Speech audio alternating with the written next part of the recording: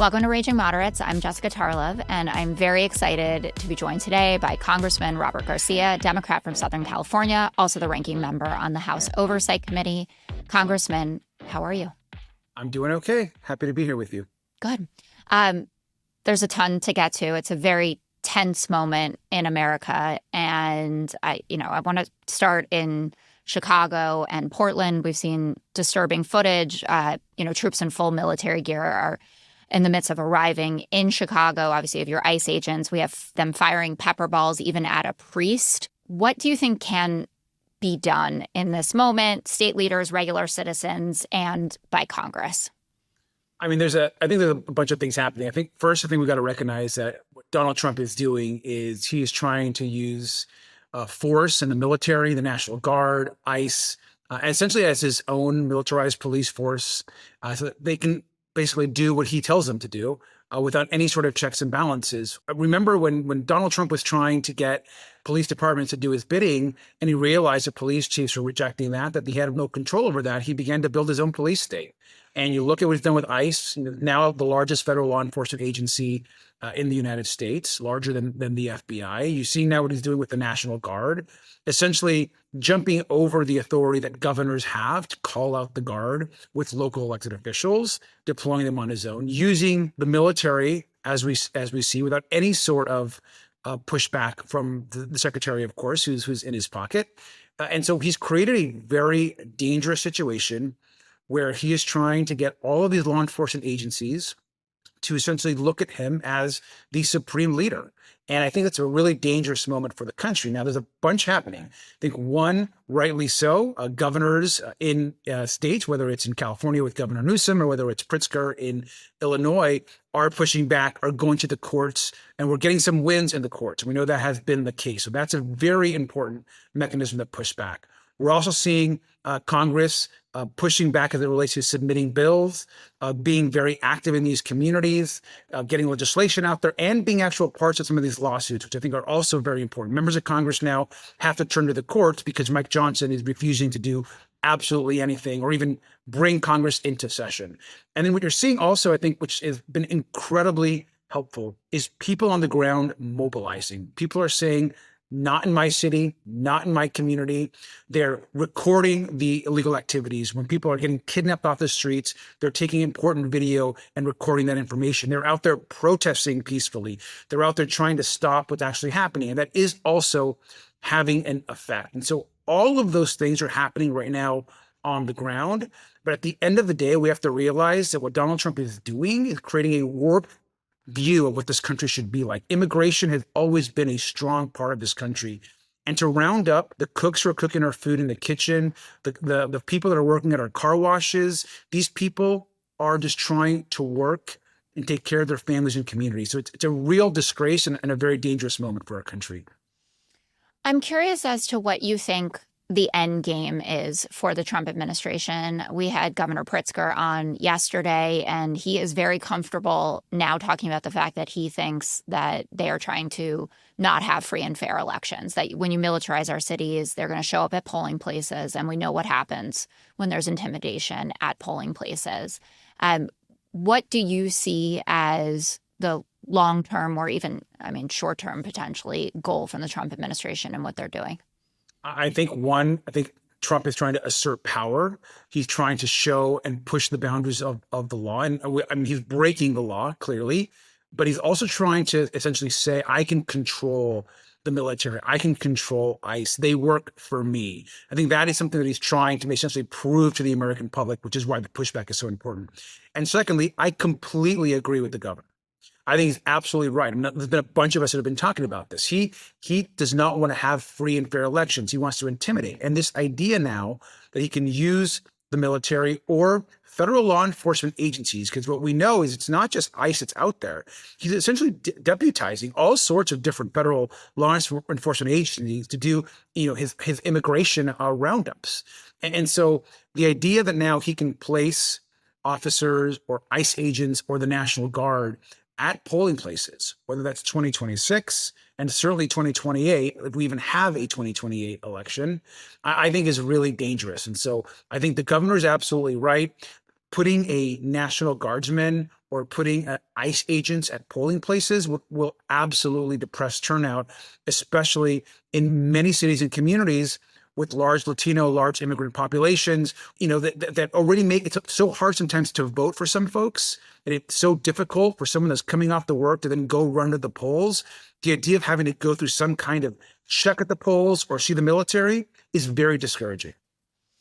Do you think that Democrats should go as far as to call for the abolition of ICE as an agency? It is a relatively new agency in the context of the country, coming into, or being created, I should say, post 9/11. I have heard that. I'm scared of coming out there with that kind of talk. Defund the police did the Democratic Party obviously no good. And there are many undocumented people in the country who have committed crimes and have done things like murdered American citizens. So that's what scares me about it. But I'm curious your take. Look, I think what's important for folks to know is there are components of the work that ICE used to do and used to be focused on, which are important. I was a mayor for 8 years. We have a huge seaport, as an example. And ICE played a role in ensuring that the port was secure and that we had strong customs enforcement at the ports as it related to illegal drugs and, more importantly, the smuggling of people, sexual exploitation. All of these things really matter. As we know, ICE as it is today is a terror organization by Donald Trump is using it to terrorize people. It needs major reform. ICE as it is today has always, as you point out, has not always existed. So there are components of ICE that, in my opinion, should be at other agencies. There's no reason why ICE is as large as it is today. And it's becoming a militarized police force for the executive. That's not the intention. ICE, or the components of ICE, should be focused on what it does best, which is ensuring that our borders are safe, ensuring that our ports of entry are safe, and those include American seaports across the country. Right now, in places like my home district in Long Beach, people are being diverted from important work in keeping our ports safe to doing immigration enforcement, which some of these folks haven't done ever before in their career. I think what we need to have is a major reform, and components of the agency need to be rerouted to real work. Yeah, the Wall Street Journal and the New York Times are doing some very good reporting about all of the crimes that are not being solved or pursued because they're moving people over to ICE to do something, as you said, that they've never done before. And let me add one more thing. I think that's true also. What's just really infuriating, what's happening right now, whether it's Portland or Chicago, is there are real, crimes happen in big cities. I was a mayor. The police are working really hard. They do a very hard job. We should be supporting our police officers. And they need to spend their time responding to traffic issues, domestic violence. If there is someone that's causing harm in a neighborhood, that's where their focus needs to be. Right now, they're being diverted to trying to intercept what's happening with ICE, or trying to deal with now the consequences of all of these folks coming out. Obviously trying to stop what ICE is doing, or what the National Guard is doing in some cases. And so they are not helping local police departments on the ground in actually doing their jobs. And that's what's really infuriating. So Secretary of Homeland Security Kristi Noem was touring facilities in Portland with podcaster Benning Johnson, as one does. I want to play you a clip of one of their exchanges. Big-time country music superstar. His name's Zach Bryan. He probably has tens of millions of Trump supporters in his audience, and he just released an anti-ICE song. I want to get your response to that, especially given what we've seen today. I heard that and listened to a little bit of it, and extremely disappointed and disheartened, and actually I hope he understands how completely disrespectful that song is, not just to law enforcement, but to this country, to every single individual that has ever stood up and fought for our freedoms. He just compromised it all by putting out a product such as that, that attacks individuals who are just trying to make our streets safe. So, Zach, I didn't listen to your music. I'm happy about that today. Today, that makes me very happy that I never once gave you a single penny. Well, Zach Bryan has plenty of pennies. And I just wanted to highlight that the song was called The Fading of the Red, White, and Blue is a sentiment that millions of Americans are feeling right now as they watch this assault on the United States Constitution by this administration. What did you make of her comments? Well, look, she's disgraceful. She goes around the country, dresses up as an ICE agent treats people with disrespect, no humanity, and I think what's really sad at this moment, and I'm really glad that so many more folks are speaking out, because I'm talking to people that I know, secret Trump supporters, or folks that, were more ambivalent about how he would do as president, that now are saying, this is not what I thought was going to happen. This is not what I voted for. And they see what's happening on the streets as it relates to particularly the profiling of Latinos, the kidnapping of folks off the street by masked agents. And they are speaking up, and they're saying, this is not what I voted for. This is not what I thought would happen. And I'm glad more folks are standing strong. This is not the country that we've all fought so hard for, that we've invested so much in. And, immigration has always played such an important role in the development of our country, whether it's been immigrants that are now contributing immensely. Like myself, I was an immigrant. I came to this country as a young kid. My family worked their ass off to be here, never committed one crime, have been good citizens, and we're proud to be citizens of this country, and have given back a lot. And I think that there's so many folks that are realizing, or they're targeting that could have been my dad, that could have been my grandparent, that could be my neighbor. And so they're standing up and speaking out. I think is really, really important. This is what Donald Trump is doing, is a warped vision of what patriotism is. This is not patriotism. It's not love of country. Love of country is also loving your neighbors, your love of the people that live in your community and your country. And that's not what's happening right now.